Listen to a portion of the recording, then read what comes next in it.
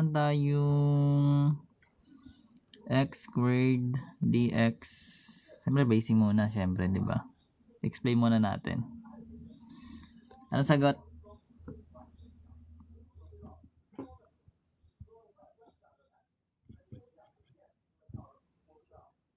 Dali. Oh, dali na, sagutin mo na. Definite nga ni, may plus.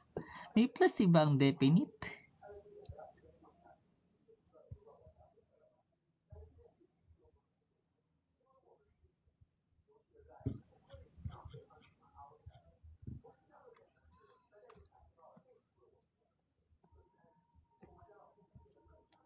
Ang sagot. Di ba ang ginagawa? 4 daw. Yan, 1 plus 3, 4. Kakagawa lang natin yung sa kabila eh. Ito nga yung limited oh. Nasagutan mo nga ate. Ito yun oh. Nasagutan mo nga eh. Tapos pagdating sa TikTok hindi mo na alam. Ano ba yan, bossing? 8 and 2/3. That's correct. Anyways, solve na natin. So, ganito siya ginagawa guys. So, meron tayong given na integral ng x squared dx from 1 to 3. So, integrate muna natin to. Pag integrate natin yung x squared, di ba ang lalabas dyan is x cube. Then 3 yung exponent natin. So, di-divide natin siya sa 3. Then, i-evaluate na natin siya from 1 to 3. So, kunin natin yung 3 muna, yung upper limit. So, lahat ng variable x na meron doon, papalitan natin ng 3. Pero naka-cube siya, di ba? Over 3. Then, minus na natin sa lower limit na 1. So, 1 cube over 3. Then, simplify mo na. So, magkakaroon ka ng 3 cube. That is 27 over 3 minus 1 cube is 1/3. Then, similar fraction. Kakopy lang yun. So, magiging 27 minus 1 all over 3. Wherein magkakaroon tayo ng 26 over 3. Sagot natin. Definite integral topic area bounded. Yung nga. Mamaya. Dapat niya marunong ka mag-graph. Pag area bounded. Tingnan kung magagawa natin. Next, tumunod tayo. Tapusin natin to. So, let's say tayo integral ng 3x squared. Gusto ko sagutin nyo eh. Ano magiging sagot? Kaya ba yung mental? Pero ganun pa rin siya guys actually.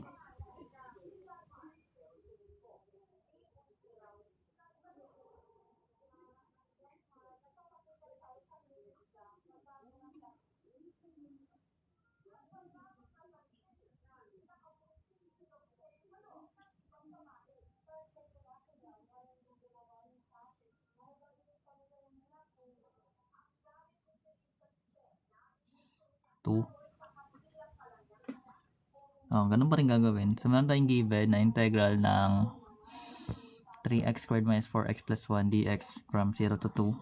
So, same process. Integrate na muna. Tsaka mo siya evaluate.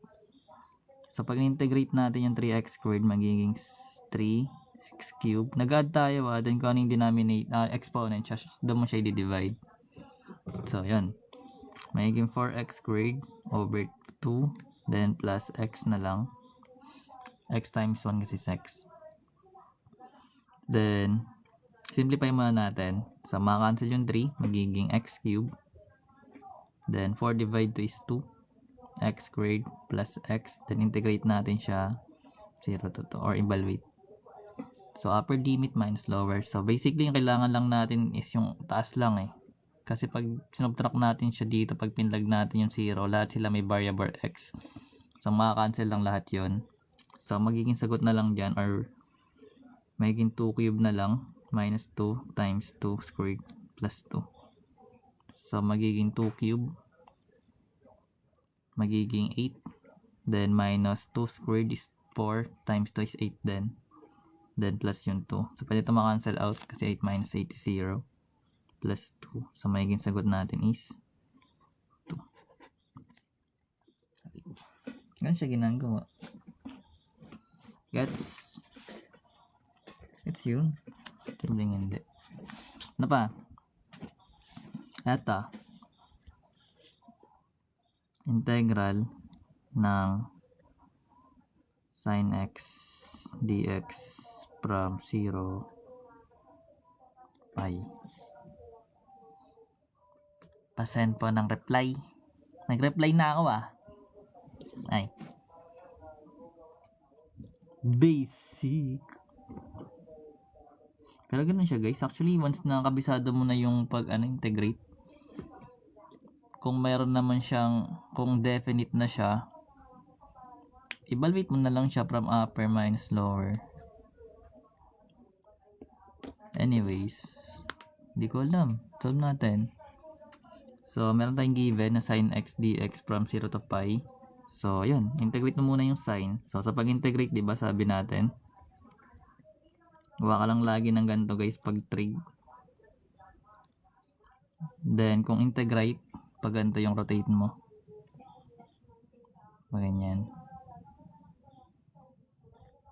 So, magkakaroon tayo ng integrate natin ng sin which is negative cosine x. So, magkakaroon tayo ng negative cosine x. Kasi pag kini-enroll mo to guys, times 1 lang naman pag kinuha mo yung derivative ng x. So, bali magiging ganito pa rin siya. Then, i-evaluate na natin siya from 0 to pi. So, bali magkakaroon tayo dyan ng negative cosine. Yung x papalitan lang natin siya ng pi.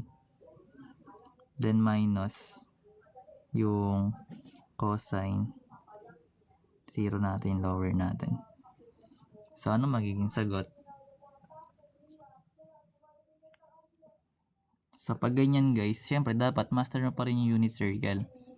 So, lalahanin lang natin na sa unit circle natin, di ba meron tayong ganyan?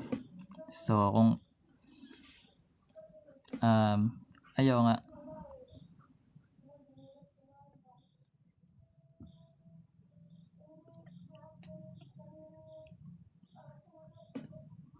Ano daw?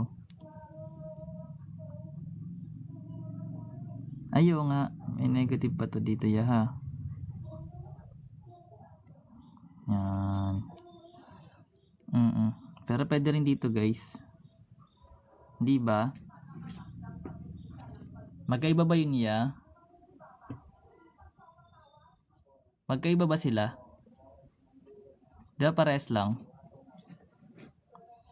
Actually, ganyan siya in-evaluate. Anyways, nakalimutan ko lang. Pero kasi itong minus guys, part 2 ng formula. So, yung negative cosine natin, nandito siya dapat. Yung negative pa doon. Anyways, balik tayo dito. So, di ba sa trig, sa unit circle, ito yung 0 natin, ito yung 90, ito yung 180. Then, 270. Then, 360. Ang revolution. Wherein, kapag kinuha natin siya in a form ng radian, ito magiging pi. Ito is 3 pi over 2. Ito natin, pi over 2 to Then, ito naman is 0 or yan 0. So, ganyan. 2 pi pala. Yan. So, ngayon, ibig sabihin, ano ba yung ordered pair ng 180 natin? Kasi kailangan natin ng ordered pair na ipa-plug natin dito sa pi. Na maging sagot. Kasi kailangan mo yung pi tsaka itong 0. So basically, ang ordered pair na ito na pi natin is negative 1, 0. While ito naman sa kabila is 1, 0, diba?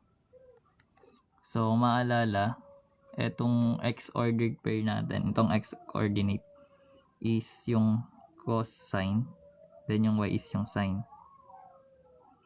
So dahil cosine yung hinahanap, i-plug mo yung mga value. So meron tayo dito negative, then yung cosine natin is negative 1. So magkakaroon tayo ng negative 1